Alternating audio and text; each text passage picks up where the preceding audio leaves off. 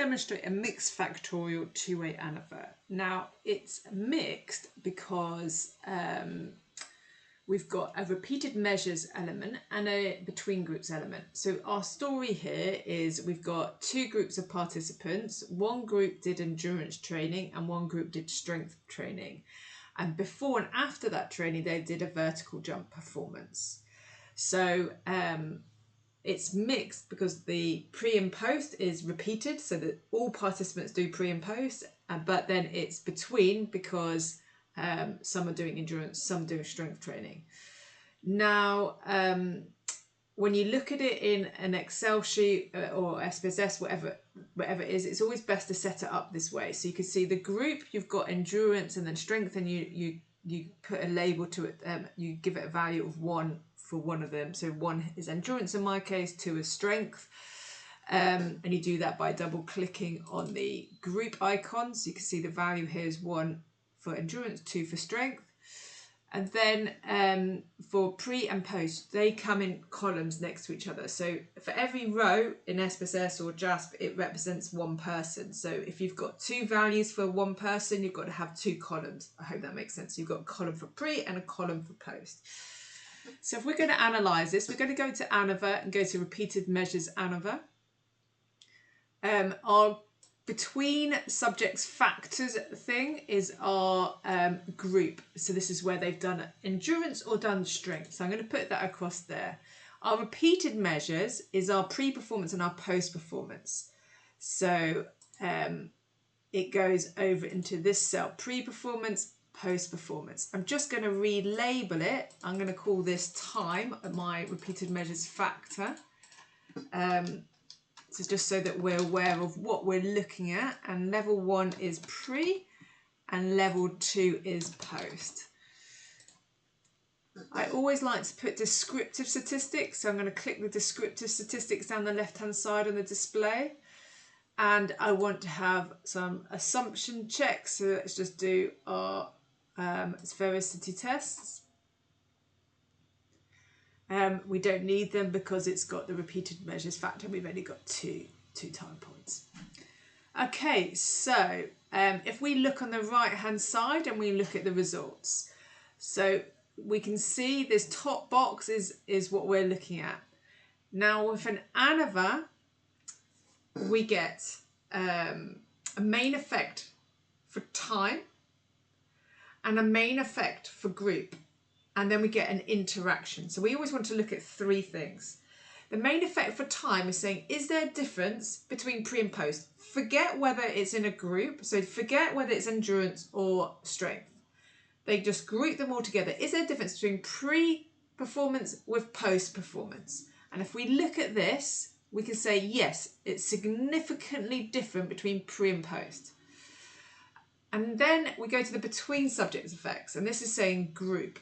So now this is irrelevant in pre and post. So if we look at all the pre-post combined for strength and all the pre-post combined for endurance, is there a difference between the 2 groups?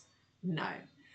But what we really want to be significant is the interaction. And now the interaction is saying, is there a difference between how the strength group responds from pre to post in comparison to the endurance group? So here's our interaction in the top box. It says time asterisk group. That's our interaction, and you can see it's significant. So it is saying that from pre to post, it's different for the strength group compared to the endurance group. How that's different, we don't know. If we were to look at our descriptives, and you can see pre for endurance is 49 and post for endurance is 54. So that's gone up 4.5.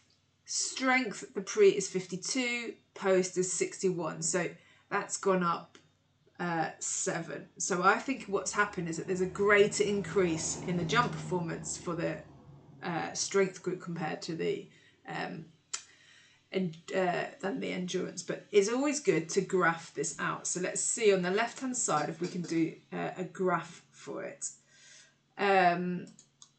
I'm trying to work out which graph might be best. Let's see if we can do a descriptive plot. And if we have time on the horizontal, and we're going to have groups as separate lines.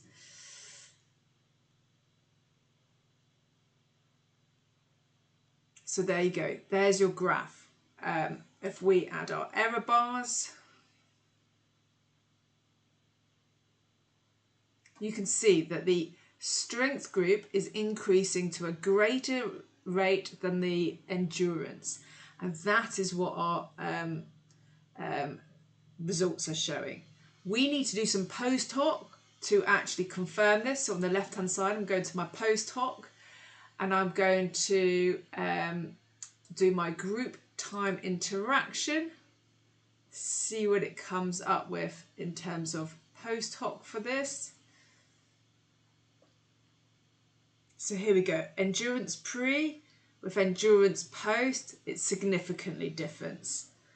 That's the main thing that we want to look at, and we want to look at strength pre in comparison to strength post, and it's significantly different because you can see on the right hand side the p-value is stronger.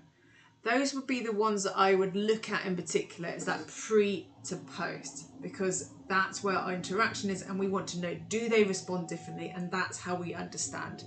So in your results section, you would say there was a significant interaction between time and group, and you'd give your F, open brackets, 1 degrees of freedom, close brackets, equals 9.772, semicolon, P equals 0.008.